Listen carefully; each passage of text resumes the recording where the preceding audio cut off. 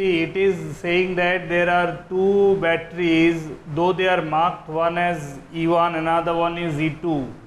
Okay, but saying that their EMF values are same. Saying that their EMF values are same. Yeah, you have to establish the relation in terms of the resistors only.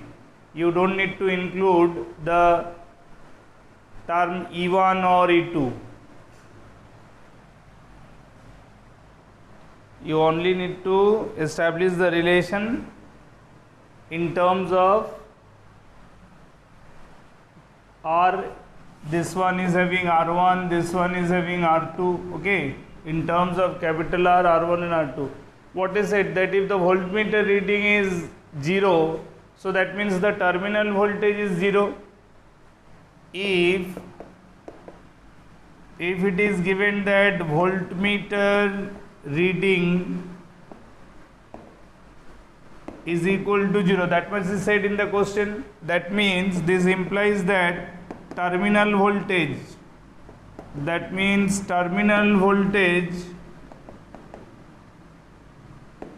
is E1 minus, for example, IR1, this must be 0. Otherwise there is no reason why we can have the 0 potential difference across the voltmeter.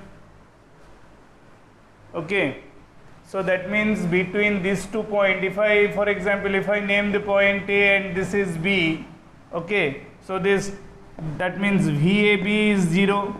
So VAB 0 means it is E1 minus, okay, IR1, that is equal to 0. Got my point? Now question arises, that means definitely current is flowing in the loop. Current is flowing in the loop if the terminal voltage across this 2 point is 0. So that means across this, so we will not found any potential difference. These 2 points is not giving any potential difference, so only this potential difference will be applied for the circuit. Are you getting my point? So therefore we can calculate the current, this current, which will be E1 by R1. So from here we can get the value of current, which is equal to E1 by R1. So this value of I is flowing through this in this way also. Got my point? Is it clear? So if I is flowing this way, then potential difference across this must be equal to potential difference across this, because A and B is having net potential drop is 0. So therefore we can write down it is E2 minus IR2, that should be equal to I into capital R. Because if this 2 point becomes 0 in potential difference, then potential difference across this must be equal to this, right? So across, in between these 2 points, terminal voltage will again be written as E2 minus current into internal resistance IR2. So from this part I can write down what I can write, E2 can be written, it is equal to I into small r2 plus capital R, right? And from the previous one, E1 was equal to small I into R1. Since it is said that E1 is equal to E2, it is mentioned in the question that both the cell are having same EMF values. So E1 must be equal to E2. So E1 value was here IR1 and E2 is then I into small r2 plus capital R. So I gets cancelled out. So relation coming small r1 is equal to small r2 plus capital R, or otherwise capital R can be written R1 minus R2. So this is that required relation. This is that required relation which is asked here in this question, as the relation between the external resistance with the two internal resistances of the two cell given in this network, subject to the condition terminal voltage, because voltmeter reading is said to be 0. As it is said that voltmeter reading is 0, that means the terminal voltage across the cell marked as E1 must be 0. Is it clear? Can we move to next question?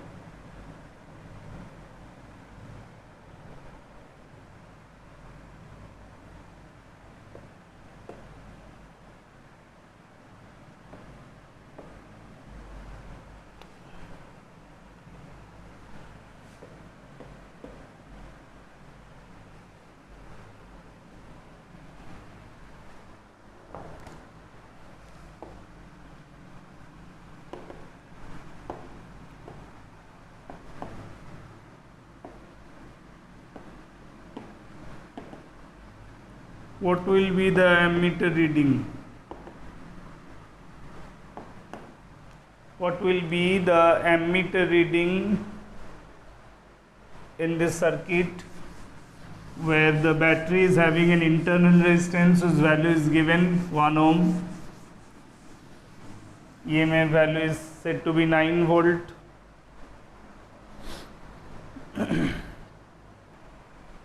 Yes, we will neglect the ammeter resistance because nothing has been said about the ammeter resistance, so we will neglect it.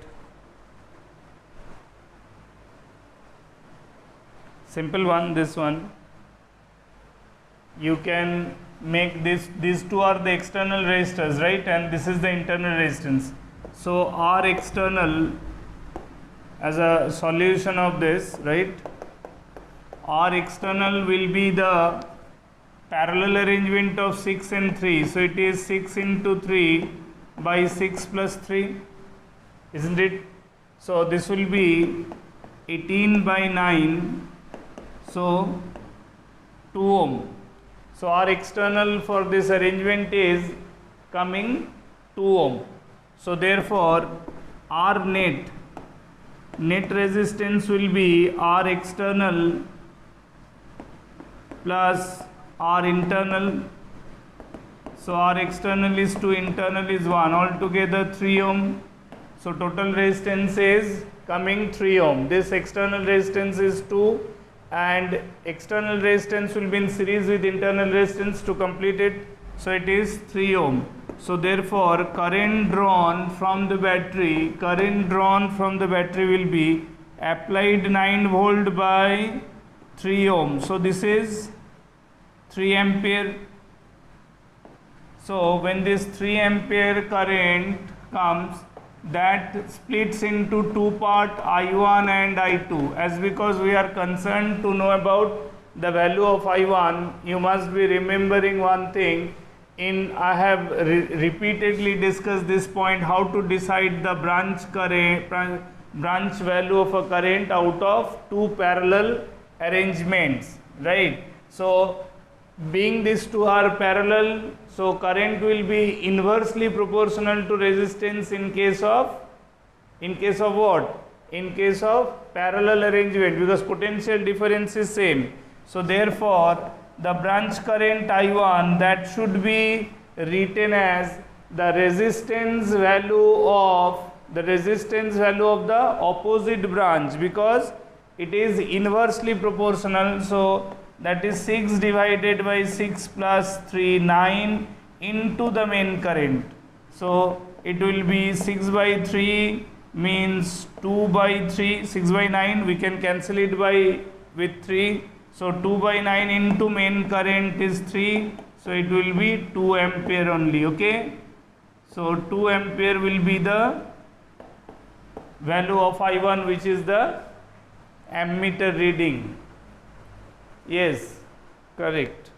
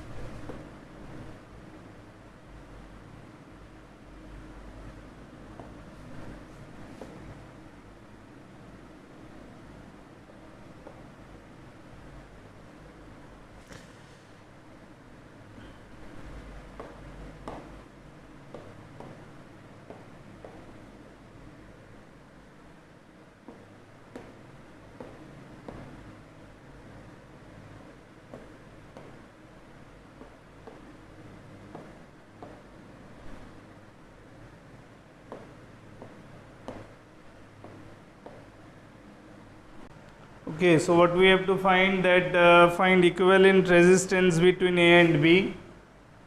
We need to find equivalent resistance between A and B.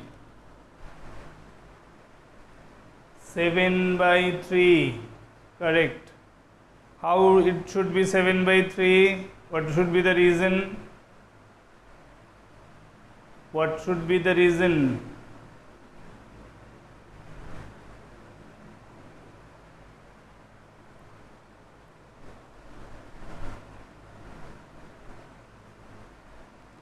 Yes, folding on axis, that means you can say these points are equipotential or symmetry, correct. If I name these points, for example, P1, P2 and P3. P1, P2 and P3 being symmetry, they are equipotential points, okay. So argument will be by symmetry. We can write down by symmetry V of P1 is equal to V of P2, that is equal to V of P3. These 3 points are equal in potential. So that's why current cannot flow through the two ohm resistors. There are two ohm resistor, one is between P1 P2, another one between P2 P3. So no current should flow through the 2 ohm resistors in the branch in the path of P1 P2 P3. So that's why there will be only 3 parallel paths. Each path is having 3 and 4, that is 7 ohm each. 7 ohm, 7 ohm and 7 ohm. So that's why 3 parallel branches of 7 ohm each will make the effective resistance just 7 by 3. Very good.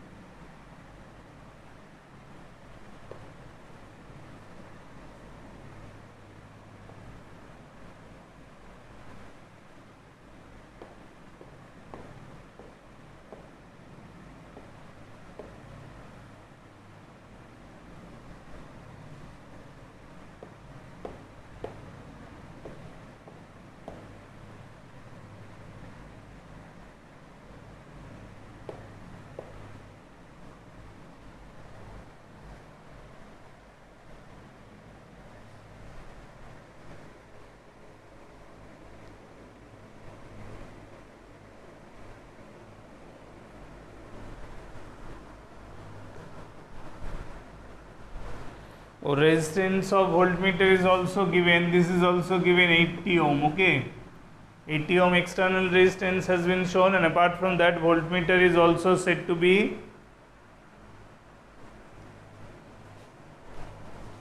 voltmeter is also having resistance of 80 ohm, then what will be the reading of voltmeter? What will be the reading of voltmeter?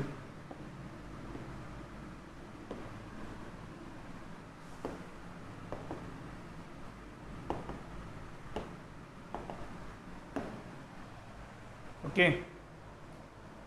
Yeah, tell me what should be the voltmeter reading then? Volt? No, answer is not 1 volt. Answer is not 1 volt. It's very simple one. You should not make wrong.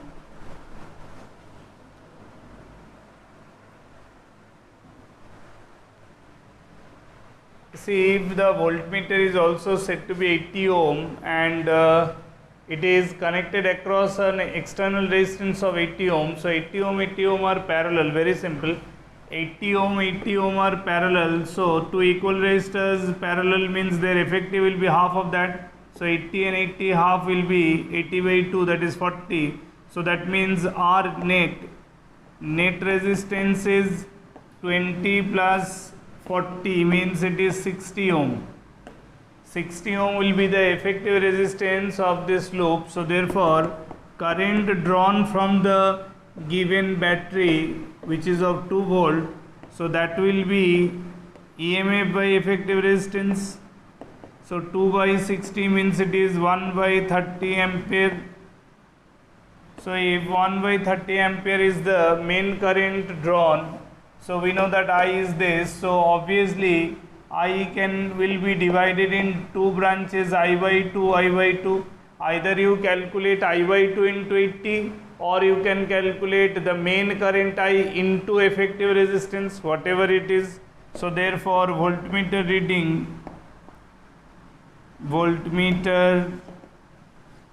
reading can be written either current in the voltmeter branch into 80 ohm, then also it is how much, 40I, and as I is equal to 1 by 30, so 40 into 1 by 30, so 4 by 3 means 1.33 volt. The result should be 1.33 volt. You can I have calculated taking current in that particular branch of voltmeter, multiplying it with the resistance, giving me the potential difference. Or otherwise whenever you are asked to know the potential difference in one branch out of two parallel branches, then you can calculate for the equivalent current for equivalent resistance, then also it will be same. So that can be written I into R equivalent. So R equivalent between them is directly 40, because they are 80 and 80 parallel, so 40 ohm. So 40I means again it is same thing, 1 by 30 into 40. So it will be just 1.33 volt. Either you calculate directly knowing the potential difference in the branch in which voltmeter is available with its known resistance, or otherwise using the equivalent path between the two resistors to know the potential difference of the branch path. Okay.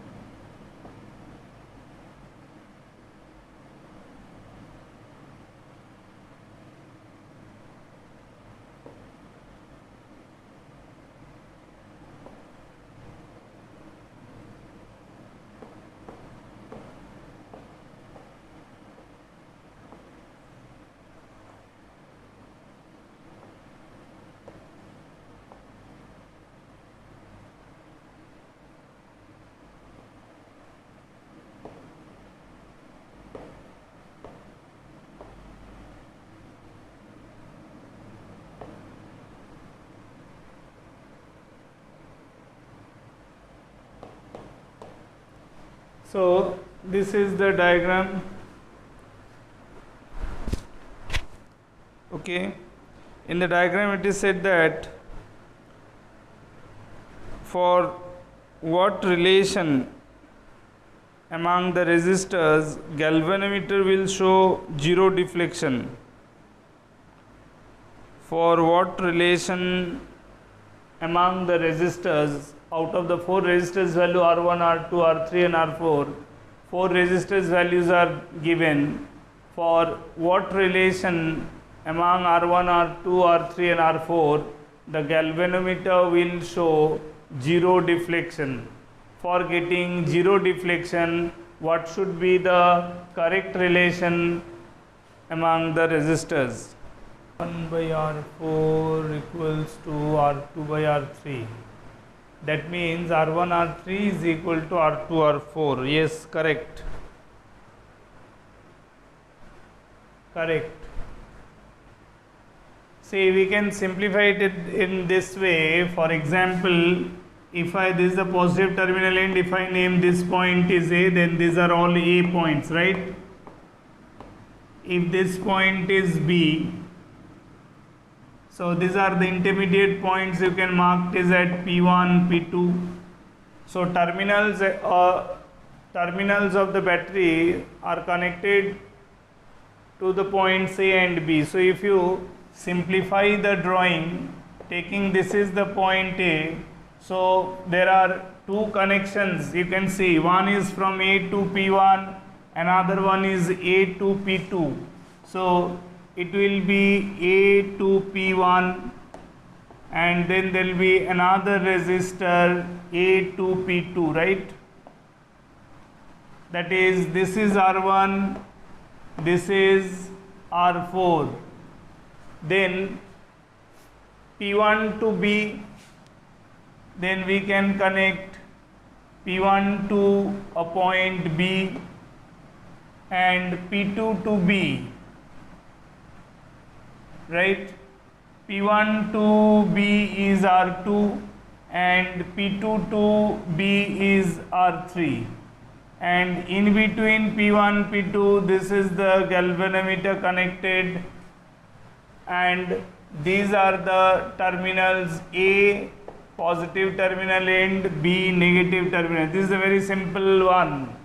If it is says that, this implies that no deflection for galvanometer,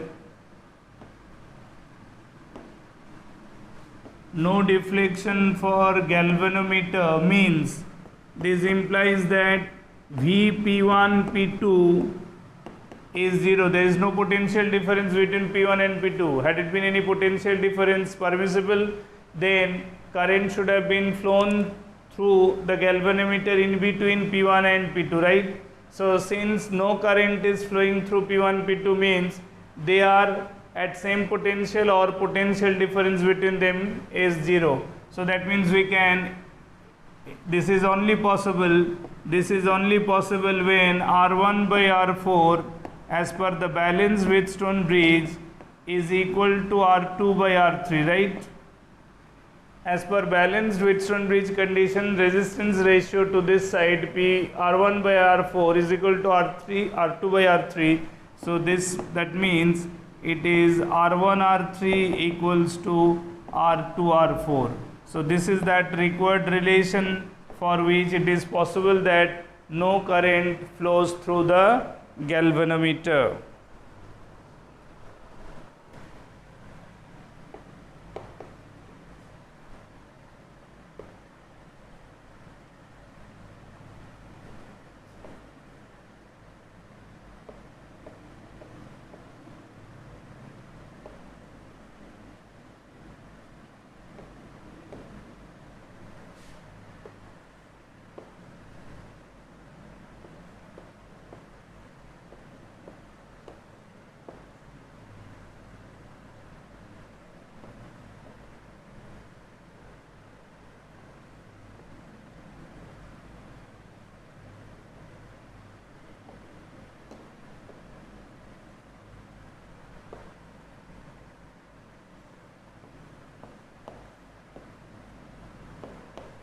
the circuit is at steady state, at that time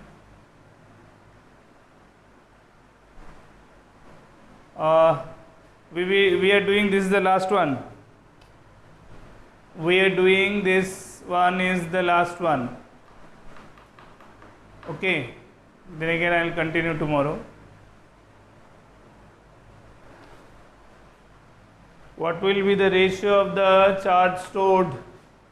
My goodness, time is going to be, class time is going to be over. Just try to finish it fast. Do you remember we have done many problems based on capacitor, resistance, both circuits, both arrangement, capacitor and resistance both taken together in DC circuit, okay, in battery arrangement of constant potential difference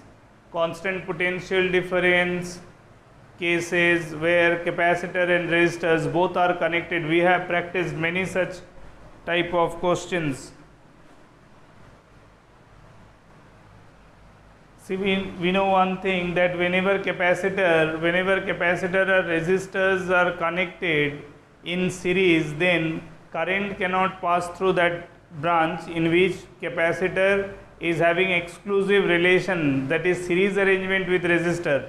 But if there are paths of resistors having any closed loop forming with the applied source, that is applied EMF, if there is a closed loop formed by the resistors available in the circuit with the applied voltage, with the terminal voltage of a battery, then current can be found to be at steady state, right? Current can be found to be flowing through the resistor even at steady state. But if resistors cannot form exclusively closed loop other than capacitors, okay, then there cannot be any current status in capacitor resistance arrangement. Here you can see, if I name this point as say for potential difference applicable, so I can see one current, let it be I1. I1 will be flowing this way, okay, this is I1 branch, so this I1 is flowing this way, fine. Another, this is a exclusive closed loop formed with this applied voltage. Another closed loop for this, let this is be I2, this I2 is flowing this way. So capacitor gets no hindrance, this time capacitor cannot hindrance about the existence of the current in circuit at steady state. Why? Because the current is not passing through the capacitor branch, so it is forming a closed loop running through resistors only. So potential difference is V, so potential difference between this is A, this is B, this point is also A, this is also B. So potential difference must be same.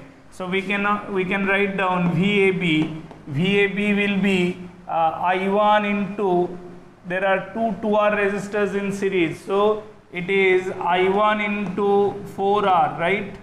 And the same VAB can be observed as I2 into how much? You can see 2R, right? I2 into 2R. So we can see the potential difference same. So when we equate, that is 4I1R is equal to 2I2R, so we can find the relation, though that relation is not required. It is 2I1 is equal to I2. This is the relation if you want to know the relation of currents, fine. Secondly, potential difference across 2C, for this PD, for example here I am counting PD as V1, so therefore that V1 will be equal to how much? I2 into R, okay. And similarly, if I see potential difference across C is V2, so that V2 will be I1 into 2R, right? Now if I want to compare this to potential difference, we know that I2 can further be written as 2 I2 can further be written as 2I1. So this is 2I1R. Here it is also 2I1R. That means we can see both the values of V1 and V2 are same. This implies that potential difference across both capacitors are same. In 2C and in C, potential difference are same. So charge stored here in this, if I assume it to be Q1 and here if I assume it to be Q2, so the ratio of Q1 by Q2, right? So Q1 will be 2C into some potential difference, let it be V1, and this will be C into V1, because V1 and V2 are same. V1 and V2 are same. We have, so in term of the same potential difference, this will store charge Q equal to CV, 2C into V, and this will be C into V. So simply C V1 cancelled out, it is 2 by 1. So ratio of the charge stored in two capacitor 2C and C will be 2:1. Okay, so charge stored in this two capacitor is 2:1, and that we have done by comparing their potential difference, which are coming same. For that, this was the useful idea of relating the current in two parallel branches across the given potential difference of the circuit. Okay, so I hope you got this one, the solution, the mechanism, how can we compare the charge stored in capacitor between two capacitor connected in same circuit. Is that clear? Okay, so Prathamesh, Sriram, both are okay with this class today, and are you finding it's comfortable in app, then doing it on Skype?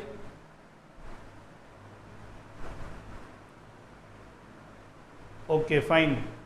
So we'll run the class, tomorrow's class again on this app only. Okay.